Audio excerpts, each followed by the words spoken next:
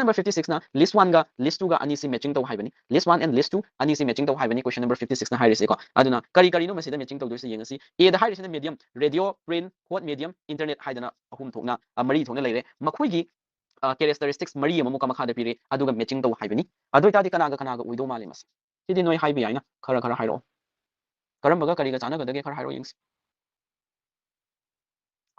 characteristic asynchronous haina yawi characteristics asynchronous haise kaino aikoina makhal ani laiki synchronous haiba maga asynchronous haiba maga khenarisi synchronous hairagadi khudakta adum reply pinabadu aina mo haikini mana mo pirakani khudakta reply pinaba response pinabado madugumba communication duna synchronous kawi asynchronous hairaga aikoina thakre nataga wa ma haikre khara leiraga matang khara chon haraga no manini ra leiraga aduga reply lakbado maduna asynchronous kawi sigi sima khangba tare then high intensity of information mema yawa high interactivity interaction yamna tawba then only acoustic medium acoustic haise kai acoustic medium khatang oi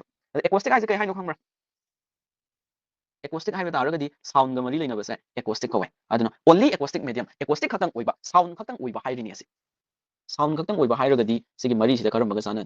radio sida chana do male radio di sound khatang ni audio khatang ni yauri sina cha a ga 4 ga chana gani ko so a ga 4 ga chana ni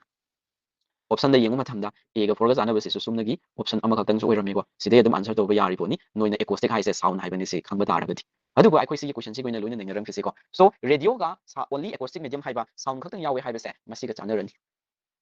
atopadi sigi interactivity yamna interaction laiba high intensity of information piba asynchronous oiba kai no hot media harisidi kai haibano khangra ani laiki hot media haibanga cool media haibamaga hot na karino cool na karino adu khangba taragadi line answer do yagani ko noina dumasu adugo sida mana interactivity haidana amala ise yamna interaction tawrisidi internet sidi yam interaction tawrana khali social media gi matamni internet sida there is huge amount of interaction among the users haibitare internet season riba mi mayam sida interaction yamna tawi ko aduna sigi internet ka interactivity siga 3 siga sana gani na khale ko aduna acoustic ama yakre interactivity ama yakre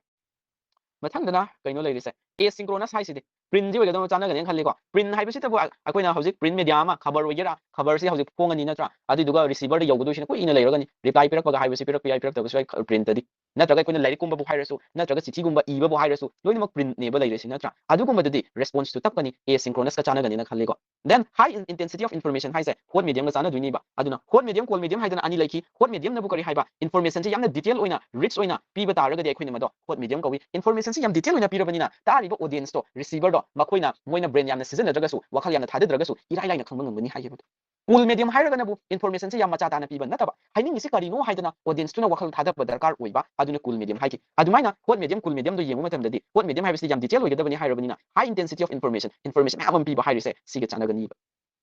maina noina sigi sana basi matching tawro ko